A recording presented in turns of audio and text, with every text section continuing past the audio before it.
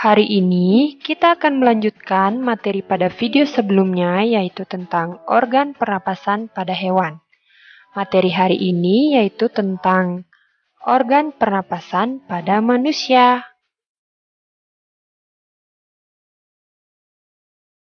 Pada video sebelumnya kita telah mempelajari tentang organ pernapasan pada hewan. Nah, materi selanjutnya yaitu kita akan membahas tentang organ pernapasan pada manusia. Yang pertama yaitu ada bernapas. Apakah yang dimaksud dengan bernapas? Nah, bernapas itu merupakan proses menghirup udara yang mengandung oksigen atau O2 dan menghembuskan udara yang mengandung karbon dioksida atau CO2. Berikut ini kita akan membahas tentang organ pernapasan pada manusia. Ini adalah gambar dari organ pernapasan pada manusia. Yang pertama, bagian ini disebut dengan rongga hidung. Fungsi dari rongga hidung yaitu menyaring udara yang masuk dan dibantu oleh rambut hidung serta selaput lendir. Bagian yang kedua disebut dengan faring. Faring berfungsi menyalurkan udara ke laring. Yang ketiga disebut dengan laring. Laring berfungsi menghubungkan faring ke trakea. Kemudian bagian ini disebut dengan trakea, berfungsi menyaring udara dengan bantuan rambut getar. Kemudian bagian ini disebut dengan bronkus.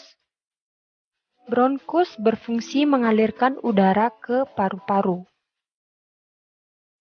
Bagian keenam disebut dengan alveolus. Fungsi dari alveolus yaitu sebagai tempat pertukaran oksigen dan karbon dioksida. Kemudian bagian ini disebut dengan paru-paru. Paru-paru merupakan organ utama pernapasan manusia. Nah, pada paru-paru ini terdapat selaput tipis yang melindungi paru-paru. Nah, selaput tipis itu disebut dengan selaput pleura.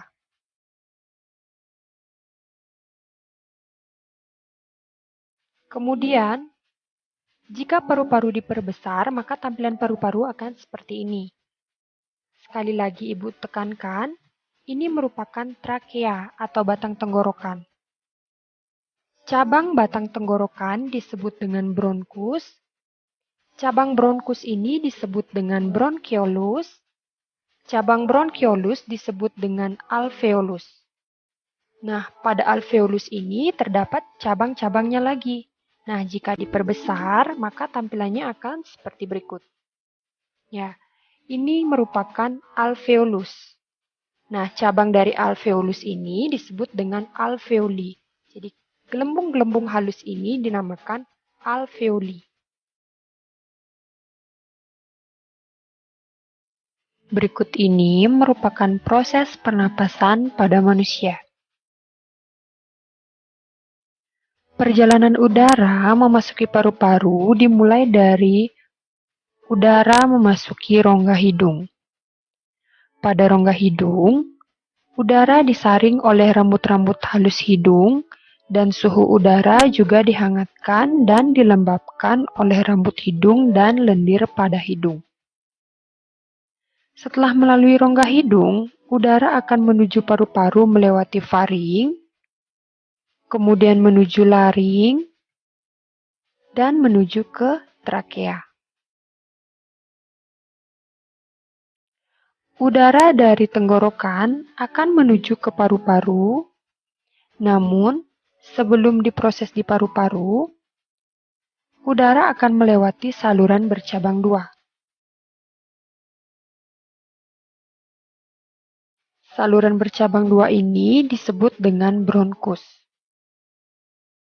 Mau Shopee Pay total 12 miliar dan iPhone 13 Pro? Shopee Tanam edisi 12-12 birthday sale. Siram terus tanamanmu dan ajak teman-temanmu agar lebih cepat panennya. Dapatkan Shopee Pay total 12 miliar dan hadiah mingguan iPhone 13 Pro. Main sekarang! Dapatkan informasi seputar vaksin COVID-19 di Google. Setiap bronkus terhubung dengan paru kanan dan paru kiri. Bronkus bercabang lagi. Cabang yang lebih kecil disebut dengan bronkiolus. Kalian bisa perhatikan yang disebut dengan bronkiolus itu adalah bagian yang ini. Cabang-cabang inilah disebut dengan bronkiolus. Bronkiolus bermuara pada alveolus. Berikut ini merupakan alveolus. Nah, jika diperbesar, maka tampilannya akan seperti ini. Fungsi dari alveolus tersebut adalah tempat pertukaran oksigen dan karbon dioksida serta uap air. Setiap kita bernapas, udara segar yang mengandung oksigen masuk ke paru-paru, kemudian oksigen tersebut akan diedarkan ke seluruh tubuh melalui pembuluh darah.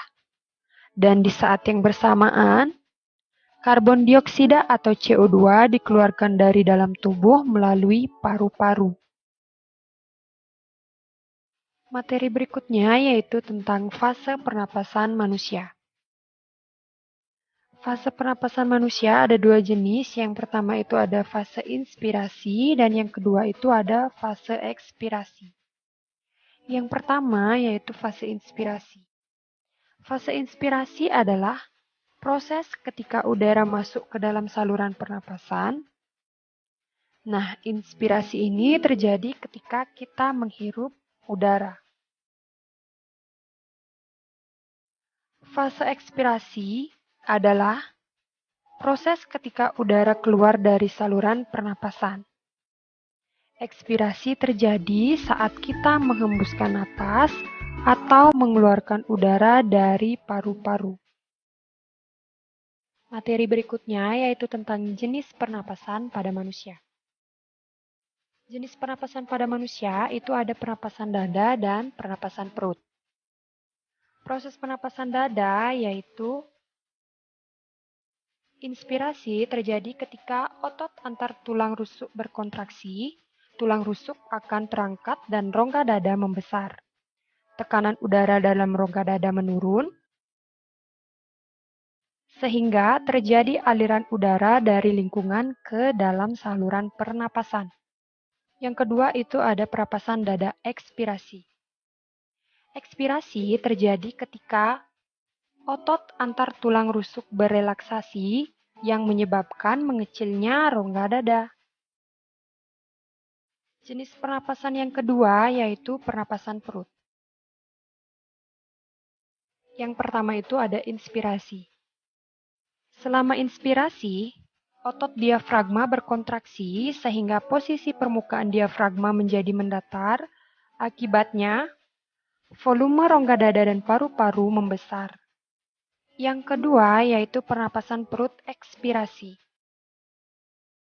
Selama ekspirasi, otot diafragma mengalami relaksasi sehingga menyebabkan posisi diafragma melengkung ke atas. Akibatnya, volume rongga dada dan rongga paru-paru menjadi mengecil. Kalian bisa perhatikan pada gambar, ketika diafragma terangkat itu adalah posisi ekspirasi dan ketika diafragma turun itu adalah posisi inspirasi.